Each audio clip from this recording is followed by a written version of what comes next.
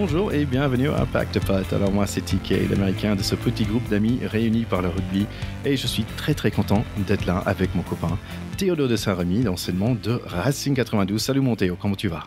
Ouais, salut TK. Super content d'être là, surtout après un beau week-end de rugby comme ça. Et en plus, on enregistre le jour de la Saint-Valentin. On a des cœurs plein la tête, on est beau, on est géniaux.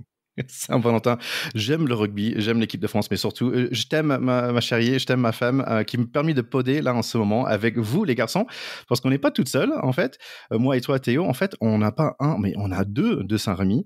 Il y a ton cousin qui est là avec nous, donc c'est Jérôme de Saint-Remy. Salut Jérôme. Salut à tous, bonsoir.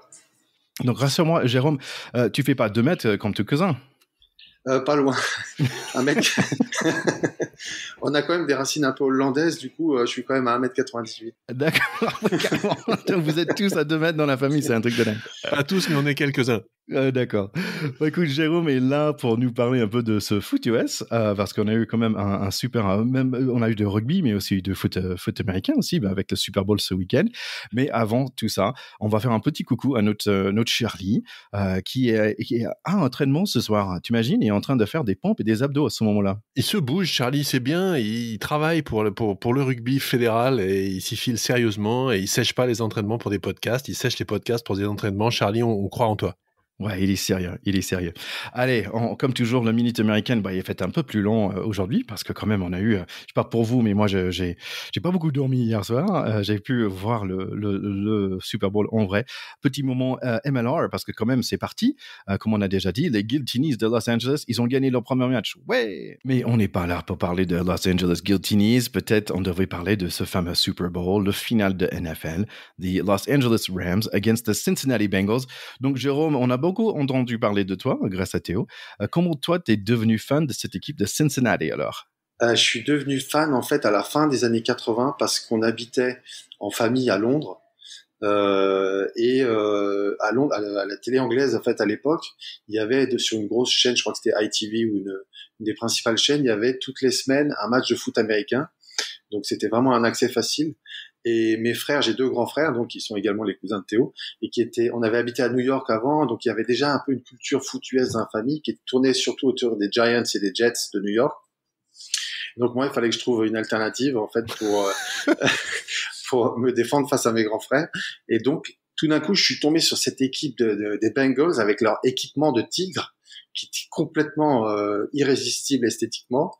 Et en plus, tout d'un coup, ils ont fait un boom de performance puisque cette année, ils sont allés en janvier 89, donc la saison 88-89, ils sont arrivés au Super Bowl avec des joueurs fascinants. Il y en a 3 ou 4 dont je me souviens encore, notamment Ickey Woods. Oui, le Ickey Shuffle. De Ickey Shuffle qui a inventé une danse. Aujourd'hui, ils font tous des danses. C'est devenu banal, mais à l'époque, il y en avait peut-être un peu moins. Et il avait une espèce de danse pour célébrer les touchdowns qui était complètement dingue. Plus le QB, le gaucher Boomer Esiason qui était impressionnant. Avec ses cheveux blancs, pas blancs, mais blondes, mais tellement blondes que c'était presque blanc. Ouais, et il y avait toute cette épopée et c'était vraiment une équipe nouvelle et pétillante. C'est par là que je suis rentré dans ce sport et j'ai gardé toujours la passion pour ce club. Comme tu disais, tu avais 2 grands frères. Est-ce qu'ils sont aussi grands encore? Ils sont 2 mètres aussi? Ouais, pas loin, 1m90, 92, un truc comme ça. Voilà, ça m'étonne pas. Allez, on retourne au match. Ça a bien démarré pour les Los Angeles Rams. C'était bien, franchement, avec Matt Stafford qui lançait très facilement ses 2 receivers, Cooper Kupp et Beckham Jr. Donc, à la mi-temps, on voyait 13-10 pour les Rams. Heureusement, Cincinnati, ils ont pu revenir dans le score grâce à interception. Donc, c'était quoi ta perception de ce premier mi-temps, en fait? Moi, je pensais qu'ils allaient vers la défaite. Les Bengals, au début, je trouve que les Rams ont commencé. Moi, j'ai pas exactement tous les détails en tête, mais l'impression, ouais, c'était vraiment qu'ils allaient perdre, surtout qu'ils étaient vraiment outsiders sur le match. Mais ils se sont pas défaits après l'encaissement du premier touchdown et finalement à la mi-temps ils étaient plutôt en train de remonter. Rappelons-nous quand même qu'en finale de conférence ils avaient fait un comeback complètement hallucinant et incroyable. Donc à ce moment-là du match on peut quand même y croire. Ils sont menés, les statistiques sont pas pour eux, mais on se dit attends, les mecs en finale de conférence contre les Chiefs de Kansas City là. Ils étaient menés 21-3 ou un truc comme ça. On se dit qu'ils vont la refaire. Ils vont la refaire. Ouais. C'est vrai que c'est une équipe qui est très raccrocheur, hein, si on peut dire ça en français. Sinon, il y avait le halftime, mais il y avait le halftime show. Qu'est-ce que vous avez pensé de ce fameux halftime show, les garçons?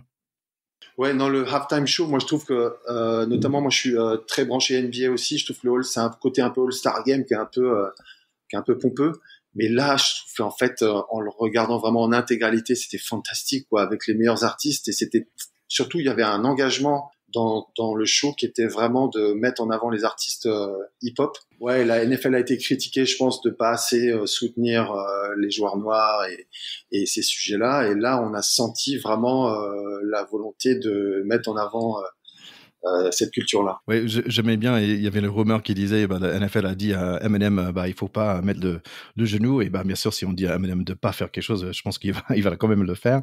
L'autre chose aussi, j'avais vu avant, c'était de faire attention à des gens à notre âge. Il faut bien faire des attirements avant le halftime parce que forcément, on allait se mettre à danser et ça pouvait faire un claquage. Est-ce que tu as dansé? Est-ce que tu as fait une petite danse pendant la mi-temps? C'était un peu tôt le matin quand même. Allez, une autre petite surprise, en fait, si vous connaissez, il y avait un batteur dans ce truc qui s'appelle Anderson .Paak. C'est un de mes artistes préférés. Donc, cherchez Anderson .Paak si vous êtes fan. J'étais très content de le voir. Il chantait même pas, il était juste là en train de jouer aux batteries. Super artiste, Anderson .Paak. Bon, on n'est pas là juste pour parler de la musique. Quand même, il y a un fin de match. Un fin de match plus compliqué, en fait, pour les Rams, parce que Cincinnati Bengals revient dans le score et ils mènent à 4 minutes à la fin. Les Rams, ils ont réussi de marquer. Il reste 1 minute 30. Joe Burrow, il a déjà fait, il a l'habitude de revenir et gagner les matchs. Il a fait 2 fois dans le mois dernier. Et à 30 secondes à la fin, il est déjà sur le milieu de terrain. Mais là, leur rêve s'arrête. 23-20 pour les Rams. Comment tu l'as ressenti, Jérôme, ce fin de match? Épouvantable. Surtout que dans mon souvenir, donc on parlait des souvenirs, et j'ai revisité les highlights avant de se parler, de 89, ils perdent déjà sur un touchdown de Joe Montana à 34 secondes de la fin. Et en fait, ils avaient déjà perdu à la dernière minute, et là, ils reperdent encore à la dernière minute. Enfin, ils ne perdent pas à la dernière minute, mais il manque l'occasion d'égaliser dans la dernière minute. Ouais, c'est pas tout à fait pareil, mais effectivement, ça sent quand même la Fédération américaine de la loose. Oui, et surtout, il y a un 4e essai, il reste 2-3 yards à passer pour se donner encore 4 essais et être à distance de pénalité, et ça passe pas, quoi. Ouais. Écoute, on peut aussi dire un grand bravo à Harold Donald, qui était un des défenseurs principaux des Rams. En fait, pour les statistiques, des gens qui aiment bien les stats, il a eu 2 sacks. On a déjà parlé c'est un plaquage de quarterback avant qu'il lance le ballon. Mais aussi, il avait un truc qui s'appelle 8 hurries. Donc, 8 hurries. Un hurry, c'est quand, en fait, on approche vraiment tout près du quarterback, on le force à lancer avant qu'il ait envie. Et donc, ça veut dire, en gros, je pense qu'il a fait 40 de passes ou 33 passes, en fait. Donc, ça veut dire 1 sur 3, il avait un mec de 300 pounds dans son visage, en fait, avant de lancer. Donc, ce Aaron Donaldson, ça fait des années qu'il est connu d'être très, très bon à son poste. Cooper Kupp, c'est des receveurs qui étaient MVP. Donc, bravo à lui avec ses 2 touchdowns. Vraiment une super année pour lui.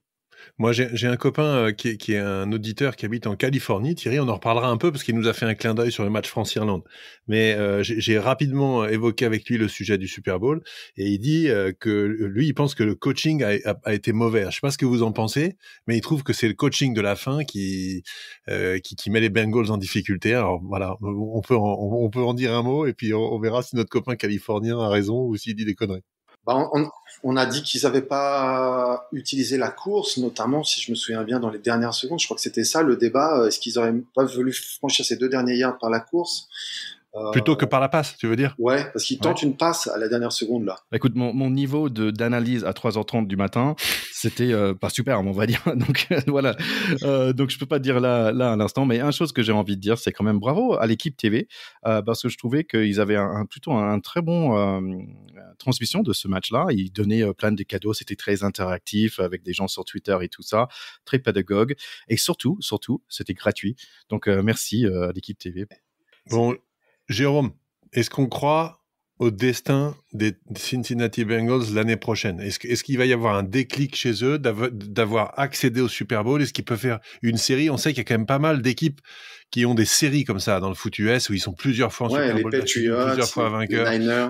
Ouais. Et est-ce qu'ils vont revenir ou est-ce qu'on les revoit dans 15 ans, quoi?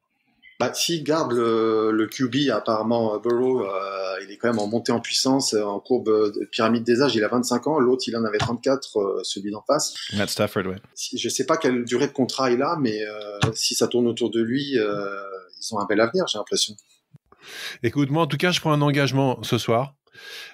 Si un jour, Jérôme, les Bengals sont champions de la NFL, je te trouve le casque tigré, je te l'offre. Voilà. Génial. Pack de potes, terrain 10.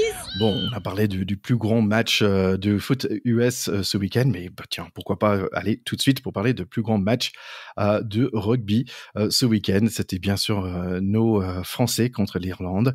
Donc ça démarrait avec un Marseillaise a cappella qui finit, c'était magnifique. Les Irish, ils sont sans leur Sexton et il y a Dupont qui démarre très très vite, il joue très très vite, un touche et qui a par les mains de notre charnière. Pas nous à Pack de Pod, non, Ntamak avec un pass sauté, pas un pass sauté, un offload sauté, j'ai jamais vu ça. Essai Dupont dans les toutes premières minutes. Les Verts sont très actifs chez nous, notre défense n'ont pas peur, un coup de pied à suivre et on est chez eux. Dans leur 22 avec un pénalité, merci à Villiers qui est allé au combat. 10-0 pour nous à 6 minutes, c'est magnifique. Essai de Hansen qui chope le coup d'envoi pendant que les Français se regardent. 10-7. Ce match est déjà fou et j'en peux plus et on n'est que à 8 minutes. Les Verts sont dans un moment fort. Ringrose, Porter, Furlong. On les envoie des avants comme des missiles sur la ligne et on fait du mal, mais ça ne paye pas encore. On est moins présente dans les airs où ils nous testent. Là, tous ça va et dans les rocks aussi, on chope en pénalité. Thank you, William C. 13-7. Je vois un mêlé en forme, un Antonio immense, Marchand lancé comme un missile et Villiers comme un molosse. On n'a pas beaucoup de ballons, mais on n'est pas sous stress. J'aime les défis physiques et des petits coups de magie comme celle de Penaud sur la couloir droite avec son petit passe pour son centre. Pénalité pour nous à 35 minutes. Merci Jaminet, 19-7 et on est pas mal pour ce premier mi-temps. Une super mi-temps, Thierry, tu l'as dit, même si ça a été une mi-temps sur courant, je trouve, alternatif. Il y a eu des choses extraordinaires, fallait pas rater le début de match, fallait pas être parti pisser, pour être honnête, puisque essai à la première minute de Dupont qui était attendu comme finalement pas si en forme que ça, est-ce que c'est toujours le grand Dupont et là, il a mis les pendules à l'heure tout de suite. Ensuite, il y a eu une telle intensité dans le combat dans cette première mi-temps qu'il y a eu quand même pas mal de déchets de part et d'autre. L'essai avant la mi-temps malgré tout nous fait beaucoup de bien, mais il y a quand même des petites choses qui nous inquiétaient dans cette mi-temps, notamment la fébrilité de Jaminet sur les ballons hauts. Là c'est pour faire du négatif parce qu'à la fin il s'en est bien sorti, mais l'essai de Hansen est complètement incroyable. C'est un essai de niveau, c'est une erreur de cadet qu'il fait. C'est-à-dire que je regarde le ballon, je regarde mon partenaire, je regarde le ballon, je vois l'adversaire qui saute et qui va marquer. Normalement, ça n'arrive pas au niveau international. C'est pas possible. On apprend très simplement à l'école de rugby à monter au ballon sur les renvois. C'est encore une chose de les attraper, mais au moins on reste pas au sol calé dans ses appuis, donc c'est quand même une très grosse faute. Et là où on voit que les Irlandais restent des bons Britanniques, c'est qu'ils ont ciblé Jaminet tout le match avec les ballons hauts, et plus il était en difficulté, plus il retapait des ballons hauts dessus. Et je trouve qu'il a quand même été costaud, il n'est pas sorti de son match, notamment dans son rendement de buteur, alors qu'il aurait pu, après cette action-là, d'un seul coup, je trouve, se dégonfler. Voilà, donc moi j'ai adoré plein de choses sur cette première mi-temps, en particulier Gabin Villiers qui est fantastique. Il a été fantastique tout le match, mais ce qu'il fait sur le coup de pied de dégagement, il remonte tout le terrain et il fait lui-même le grattage. C'est juste extraordinaire et ça met un niveau de confiance de tout le reste de l'équipe qui est fantastique. Il fait un plaquage à la 24e où il embarque le mec en touche, il le porte, t'as l'impression qu'il déménage son frigo. Ouais. Mais non, c'est juste l'adversaire. C'est absolument dément. Et puis, la passe de Dupont, qui est juste avant la chistera de Penaud que tu as raconté, etc. Au ras de la ligne comme un rayon laser pour aller chercher une différence suite à une petite mêlée ouverte, sont des petits highlights de la première mi-temps qui sont top. Et en même temps, cette première mi-temps, on finit un petit peu sur notre faim parce qu'on se dit, ils ont beau pas avoir Sexton, ils sont pas hors du coup et ça peut passer. côté irlandais, va pas falloir se trouver en deuxième mi-temps. Moi, c'était ça mon feeling, un peu circonspect à la mi-temps. Oui, et tu as raison Théo, parce que je ne sais pas ce qu'il a dit, le papa de Owen Farrell, le coach des Irlandais, mais ils vont marquer 2 essais tout de suite dans le début de deuxième mi-temps, dans l'espace de 5 minutes. Première, c'est un penalty à gauche, Van der Flyer qui marque très facilement. Deuxième penalty à droite, c'est le petit leprechaun Gibson Park qui marque. On est d'un coup 22-21 à 50 minutes. C'est un tout autre match. Mais notre public est là, et voilà arrive notre relève. Mais juste avant que tous les remplaçants arrivent, il y a Antonio qui perce et Baye qui aplatit 27-11. On est à 61 minutes avec des chances, mais on passe à côté. Heureusement, les Verts aussi. C'est quand même pas un moment facile. Il y a Tash Byrne qui fait un 50-22 de rêve pour en deuxième ligne. Je suis certain, mon Théo, que tu vas m'en parler plus tard. On est sous pression, mais on tient bon. Pono est là, prêt pour faire du magie. Il nous reste 10 minutes et ils n'ont pas encore sorti leur première ligne. Les Irlandais, Tad Furlong et Porter sont toujours sur le terrain. Good listen, on écoute très bien les consignes de l'arbitre, donc c'est pas mal ça, parce qu'on est très peu pénalisé. Ah, mais quand même, il y a Flamand qui prend un pénalité, 27-24, que 3 points qui nous séparent. On prend de confiance, la France avance, Jamini plonge dans l'embut, essai, mais non, joli plaquage du vert pour éviter l'essai. On prend quand même les 3 points, 30-24, mais on donne le ballon aux Irish. Heureusement, on échappe victorieux. Ouais, moi, vraiment en écoutant ton résumé qui est tout à fait conforme à ce qu'on a vécu en deuxième mi-temps, je me dis que j'avais raison d'être circonspect à la mi-temps. Et honnêtement, dans les 5 premières minutes de la deuxième mi-temps, j'ai pas du tout compris ce qui s'est passé. On prend 14-0, 2 essais d'affilée, avec notamment le deuxième essai, celui de Gibson, qui est quand même assez improbable parce qu'il se retrouve tout seul dans un trou énorme. Donc la défense a eu un trou d'air absolument gigantesque. Ils sont mis à 3 ou 4 pour défendre sur une seule zone. Et là aussi, erreur de cadet, un peu comme Jaminet. Donc ça, c'est des choses, je pense, qui sont corrigibles. Et moi, ce qui me donne toujours espoir dans cette équipe, c'est que en faisant des erreurs énormes comme ça, qui peuvent faire basculer des matchs, on arrive à les gagner, ces matchs. Mais on le gagne d'une marge assez infime. On gagne de 6 points, c'est-à-dire moins d'un essai transformé. Donc, sur un malentendu, cette grosse erreur défensive ou l'erreur défensive sur le renvoi de Jaminet en deuxième mi-temps, une de plus, on perd le match. Donc, c'est vraiment une mi-temps dans laquelle ça aurait pu très très mal se terminer. L'essai de la 52e, il arrive assez tôt pour remettre la tête à l'endroit de tout le monde, l'essai de Baye. Et c'est un super essai, parce qu'il y a une belle succession de temps de jeu. Comme tu dis, il y a Uni Antonio qui a fait un très gros match dans les impacts et qui a fait avancer beaucoup de fois l'équipe. Et là, il a été un peu le déclencheur là-dessus. Mais qu'est-ce qui fait du bien cet essai juste après s'être pris un 14-0. Il nous remet complètement la tête à l'endroit.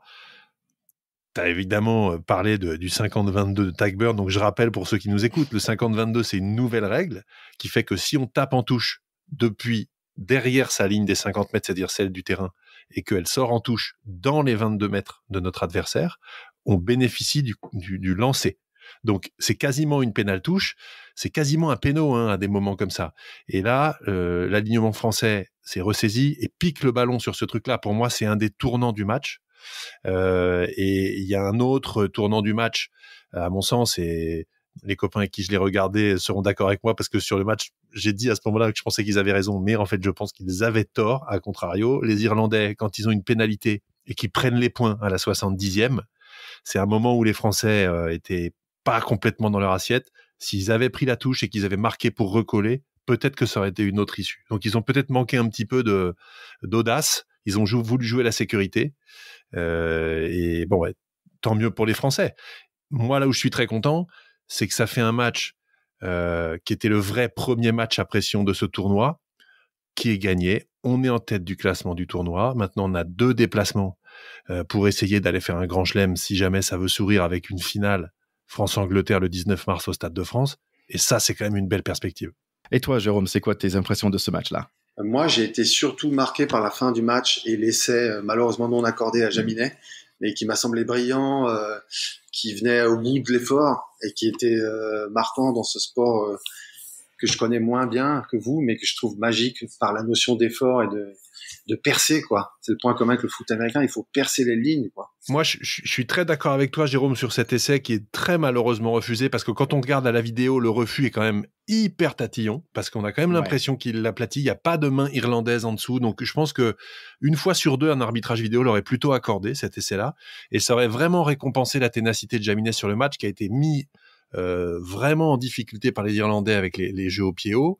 Et ça aurait été son premier essai international. Donc, c'est partie remise pour lui. Mais je suis d'accord avec toi, on a une petite saute émotionnelle sur cet essai-là. Et je trouve ça super difficile. On peut pas me dire qu'il n'y a pas un petit morceau du ballon qui n'a pas touché l'herbe. Très sévère de le refuser. C'est pas possible quand même.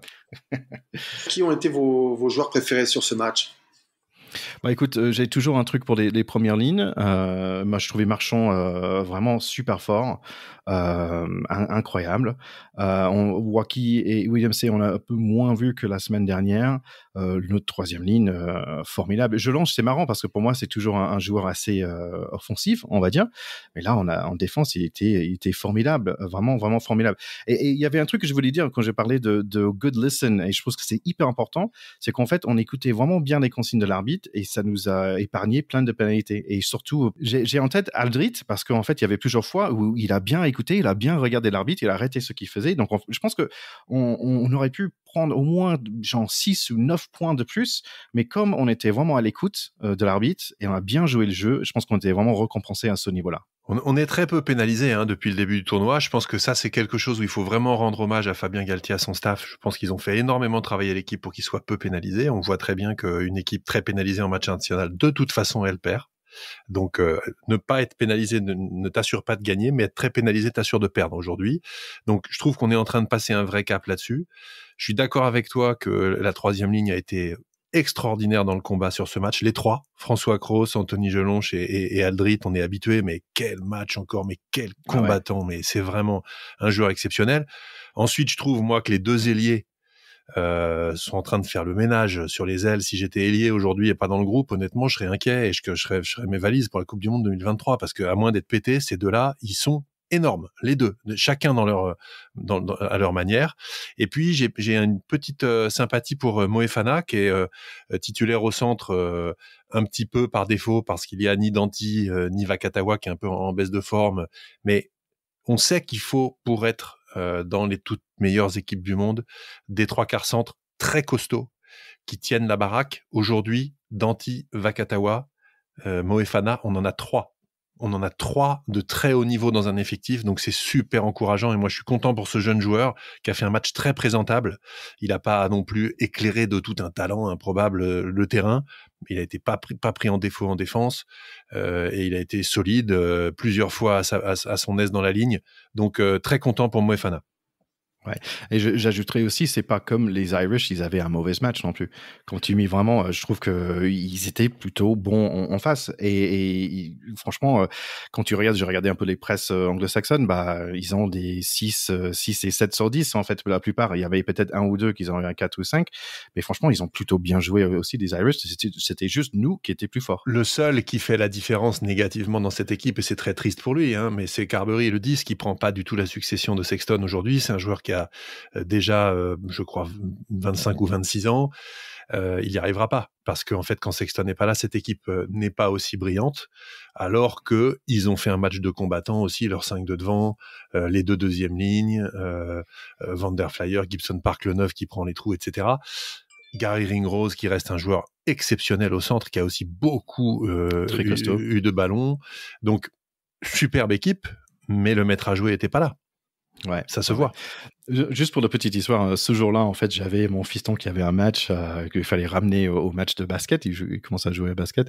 Et en fait, c'était assez marrant parce que, en fait, je savais pas, mais en fait, c'était presque à 2 heures de chez nous. Donc, en fait, j'avais dit oui, je te ramène. Et après, il dit, ah ouais, c'est à 2 heures. J'étais, ah, zut. Donc, en fait, j'avais écouté un peu en regardant son match à lui et dans la voiture sur le retour. Et j'avais l'impression que chaque fois, j'avais pas mes écouteurs et je pouvais pas écouter le match. Ben, en fait, les Irlandais, ils marquaient, tu vois, cette horrible sensation. Il faut absolument que je sois présent pour écouter, pour comme ça, des Irlandais marquent pas.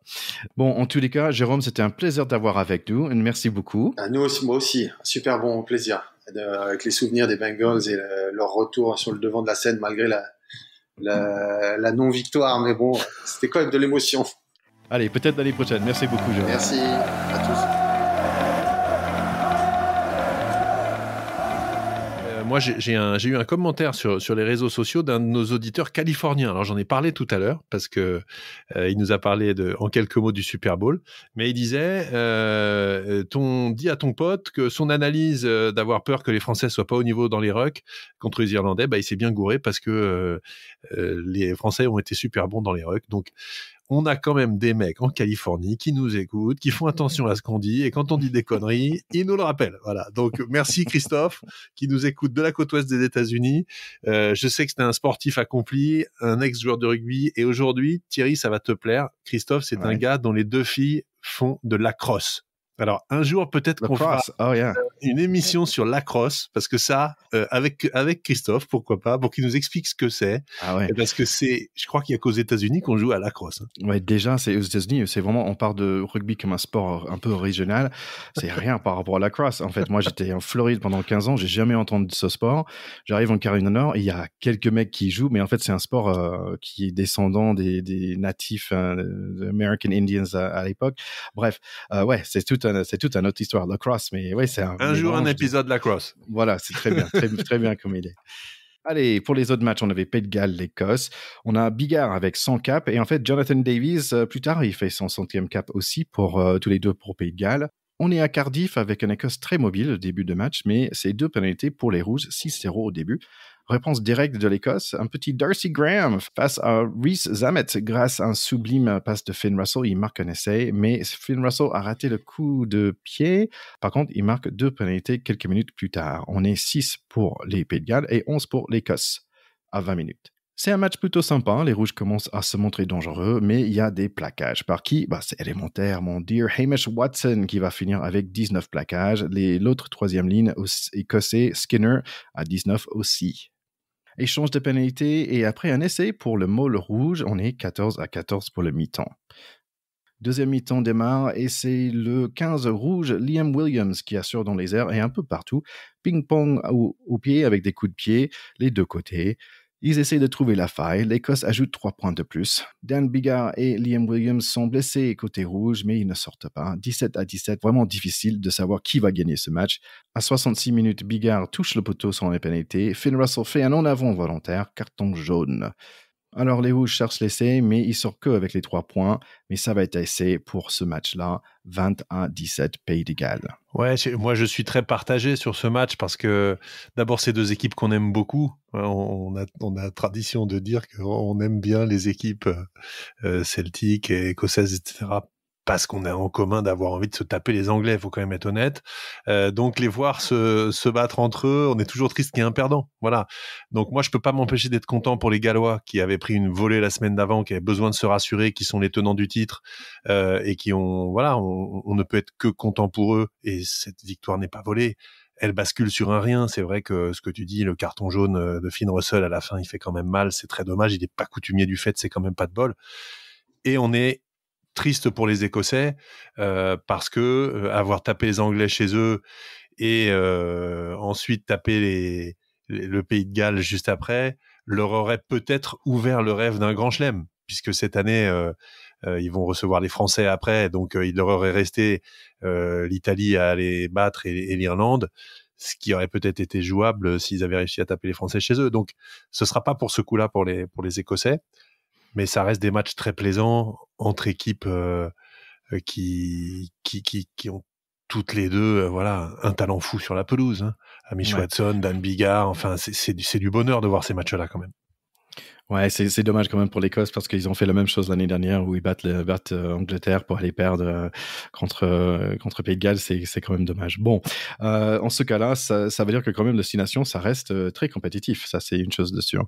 On va parler du match un peu moins compétitif quand même. C'est Angleterre, Italie. Plein de joueurs anglais que je connais pas. Il y a Eddie Jones qui a l'air un peu triste avant ce match, mais pas les Italiens. Ils ont les yeux fermés de passion. Ils crient leur anthem. C'est beau.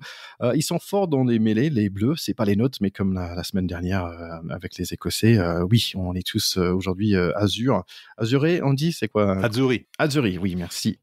J'ai l'impression qu'ils ne prennent pas trop au sérieux, les Anglais, mais même à 2 alors, l'attaque anglaise avance. Avec un 1-2, Marcus Smith marque son essai, un temps vraiment fort pour les Italiens, dans les 22, allez, mais non. C'est quand même un peu confus côté anglais. J'ai l'impression qu'ils ne savent pas où se placer, mais c'est grâce à les tauliers comme Itoje, George et Curry qui vont marquer encore 14-0. Ils ajoutent un autre essai à la mi-temps, 21-0, mais pas beaucoup d'autres choses pour ce match, sauf qu'il y avait quand même un énorme chaos à un certain moment d'un Italien. Et Gange, le pilier anglais, il a vraiment fait le bon geste. Il a appelé tout de suite les secours.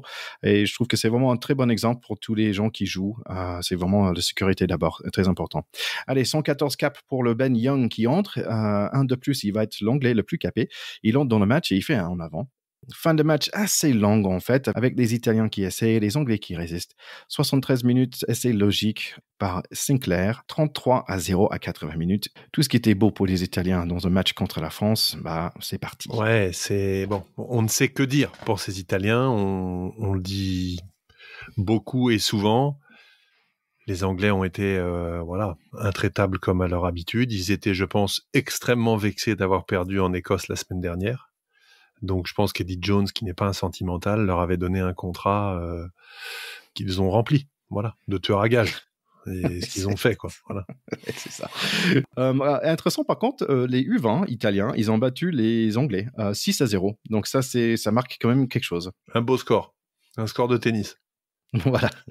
Irlande-France aussi, j'avais vu la fin de ce match-là et je trouvais ça sympa. Il y avait Harley Davidson qui était l'arbitre.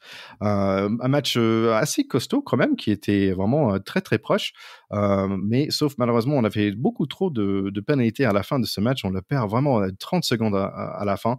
Tout dépendait sur la transformation qui passait. On a perdu 16-17 à Aix-en-Provence. Un peu cruel. Et voilà pour cette semaine. Les prochains matchs, c'est en 2 semaines, mon Théo. Et oui, dans 2 semaines, le week-end du 26-27 février, les Français iront défier les Écossais à Murrayfield. Et là, il faudra pas se louper parce que si on y gagne, on aura le droit de rêver au Grand Chelem, même s'il restera encore les Gallois et les Anglais à battre.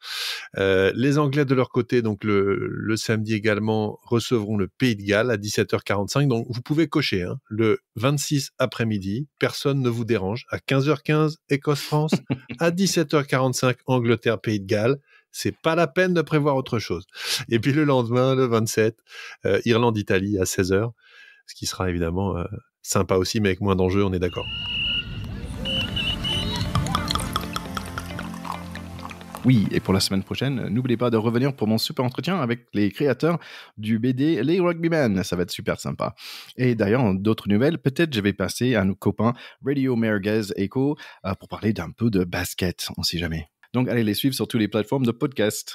Oui, n'oubliez pas, dans la semaine qui vient, de nous liker, de nous faire suivre auprès de vos amis sur les réseaux sociaux. On est sur Instagram, sur Facebook, sur Twitter, on est sur tout ce qu'il faut en fait. On est complètement dans notre génération. Donc, n'hésitez pas à nous faire connaître et aussi les likes sur les plateformes de podcast. Et puis moi, j'ai une dernière petite remarque parce que j'ai réfléchi à un truc cette semaine, Thierry. J'ai été voir en fait le online shop des Guilty Knees. Alors effectivement, c'est une sorte de cocktail, les Guilty Knees. Leur logo, c'est une sorte de verre pour un verre à cocktail. Je trouve ça quand même assez bizarre. Et je me suis demandé si Guilty Knees, ce serait pas les genoux coupables. Est-ce que c'est pas des mecs qui foutent des coups de genoux dans les malls? Guilty Knees. Guilty Knees. Elle est pas mal celle-là, non? Les genoux coupables. Ah, ouais. C'est bien trouvé. Guilty Knees. Voilà. Je comprends. Bravo. Bravo, Monté. J'ai senti qu'il y avait eu un petit moment de flottement. Allez, tout le monde. Merci beaucoup d'être là avec nous. À très bientôt. Allez, au revoir. Salut, ciao. C'est pas mal quand même, Guilty Knees. Allez.